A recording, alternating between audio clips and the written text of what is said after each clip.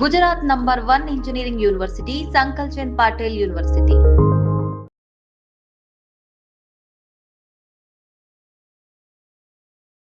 SLBC టన్నల్లో rescue operation ఇంకా కొనసాగుతోంది. దాదాపుగా 30 రోజులు అవుతుంది. అంటే నెల రోజులు దాటింది కానీ 8 మంది ఎవరైతే కార్మికులు మిస్ అయినరో అందులో కేవలం ఒక మృతదేహాన్ని మాత్రమే బయటికి తీశారు.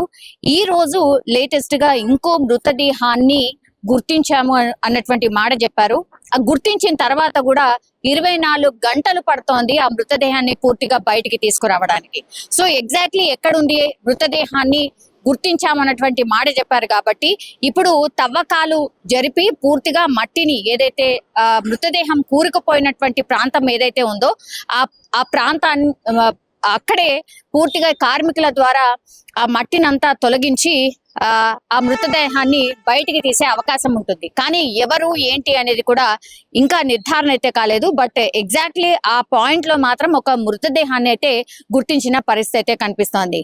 ఎస్ఎల్బిసి టన్నల్ ఎప్పుడైతే ఈ కూలిందో అప్పటి నుంచి కూడా దీన్ని ప్రభుత్వం కావచ్చు లేదంటే ఈ రెస్క్యూ బృందాలు కావచ్చు పూర్తిగా సీరియస్ గా ఈ రెస్క్యూ ఆపరేషన్ ని చేపట్టినప్పటికీ కూడా అడుగడుగున వీళ్ళకి ఆటంకాలే ఎదురయ్యాయి. అంటే తవ్వినా కొద్దిగా లోపలికి వెళ్తున్నా కొద్దిగా రెస్క్యూ చేస్తున్నటువంటి టీం కి మాత్రం అవరోధాలే ఎదురవుతున్న పరిస్థితి. పైనుంచి కొంత మట్టి కూలుతోంది. అట్లాగే ఇది అత్యంత డేంజరస్ జోన్ ఏదైతే ఉందో అక్కడ పూర్తిగా ఈ రెస్క్యూ ఆపరేషన్ చేపట్టడానికి అంత అనువైనటువంటి ఆ ప్రాంతంగా లేదు అన్నటువంటి మాట రెస్క్యూ బృందాలు పదే పదే చెప్తున్న నేపథ్యంలో చాలా స్లోగానైతే ఈ రెస్క్యూ ఆపరేషన్ నడుస్తోంది. రోజుకి కనీసం దగ్గర ఆ ప్రాంతంలో 700 మంది కార్మికులు నిరంతరాయంగా అంటే 3 షిఫ్ట్లలో ఈ రెస్క్యూ ఆపరేషన్ లో పాల్గొంటున్న పరిస్థితి అయితే కనిపిస్తోంది.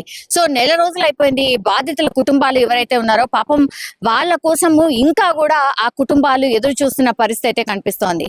ఒక భరోసా అయితే ఇస్తోంది ప్రభుత్వం, మిమ్మల్ని ఖచ్చితంగా మేము ఆదుకుంటాం, మీకు అండగా ఉంటామన్నటువంటి మాటలు అయితే చెప్తుంది. కానీ లోపల ఎవరైతే చిక్కుకుపోయి ఉన్నారో కార్మికులు ఎవరైతే లోపల ఉండిపోయారో వాళ్ళు ఒకవేళ బయటకు వచ్చిన తర్వాత ఎట్లా ఉంటది అంటే వాళ్ళ డిఎన్ఏ టెస్ట్ చేసిన తర్వాత మాత్రమే కొంత నిర్ధారణకు వచ్చే అవకాశం ఉంటుంది. ఎందుకంటే పూర్తిగా నెల రోజులు అయిపోయింది కాబట్టి ఆ బాడీ పొజిషన్ ఎలా ఉంటుందో మనం ఇమాజిన్ కూడా చేసుకోవచ్చు. గుర్తుపట్టరానంత భయంకరమైన పరిస్థితిలో ఈ బాడీస్ ఉంటాయి అనేసి కూడా ముందు కుటుంబ సభ్యులకైతే ఆ ఇన్ఫర్మేషన్ కూడా ఇవ్వడం అయితే జరిగింది.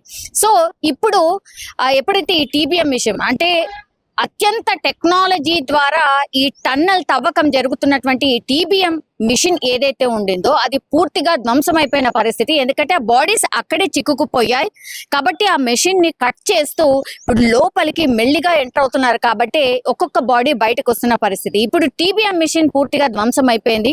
యాక్చువల్లీ ఈ టీబీఎం కి సంబంధించి తవ్వకాలు జరిపిన తర్వాత అక్కడే టీబీఎం మిషన్ ని బయటికి తీసుకే అవకాశం ఉండదు. ఎందుకంటే అది 150 మీటర్ల పొడవున్నటువంటి మిషన్, అట్లాగే 550 టన్నుల బరువు ఉంటుంది కాబట్టి దాన్ని అక్కడే పక్కకు ఇట్లా స్పేస్ చేసి పూర్తిగా దాన్ని అందులోనే వర్క్ అంతా అయిపోయిన తర్వాత అక్కడే లోపల కప్పి పెట్టేస్తూ ఉంటారు.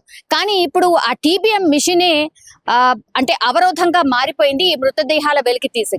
అందుకని ఆ టీబీఎం మిషన్ ని కట్ చేస్తూ లోపలికి ఎంటర్ అవుతున్నారు. ఆ టీబీఎం మిషన్ పూర్తిగా ధ్వంసం అయిపోయింది. మరి ఫర్దర్ గా ఎట్లా ముందుకు వెళ్ళాలి అనేది కూడా ప్రభుత్వం ఆలోచిస్తోంది. దీనికోసం కూడా మళ్ళా పర్మిషన్ అయితే డెఫినెట్లీ అవసరం ఉంటుంది. ఇప్పుడు టీబీఎం మిషన్ ధ్వంసం అయిపోయింది కాబట్టి మళ్ళీ ఇంకో టీబీఎం మిషన్ ని పెట్టలేరు. కాబట్టి ఈ డ్రిల్లింగ్ అండ్ బ్లాస్టింగ్ విధానంలోనే మిగతా సొరంగ మార్గంని కూడా ఫినిష్ చేసే అవకాశం ఉంటుంది అని అధికారులు సీఎం కి నివేదించిన పరిస్థితి అయితే ఉంది.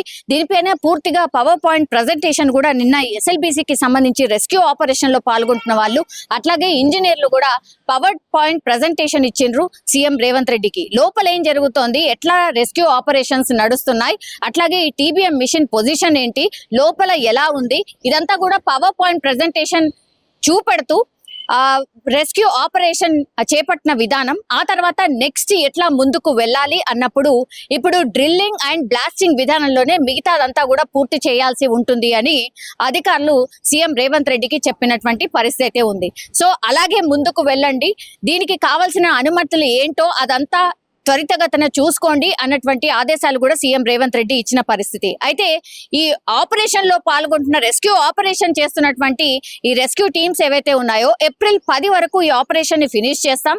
లోపల చిక్కుకున్నటువంటి మిగతా 6 అంటే ఈ రోజు ఏదైతే ఒక మృతదేహం దొరికింది కాబట్టి ఇంకా 6 మృతదేహాలు లోపలనే ఉండిపోయాయి కాబట్టి ఆ 6 మృతదేహాల్ని కూడా ఏప్రిల్ 10 వరకు అన్నిటినీ క్లియర్ చేస్తాం, బయటికి తీసుకొస్తామని సీఎం రేవంత్ రెడ్డికి వీళ్ళందరూ చెప్పినట్టుగా కూడా ఒక సమాచారం అయితే ఉంది. సో మొత్తంగా అయితే ఎస్ఎల్బిసి టన్నెల్లో ఇంకా రెస్క్యూ ఆపరేషన్స్ అయితే కొనసాగుతున్నాయి.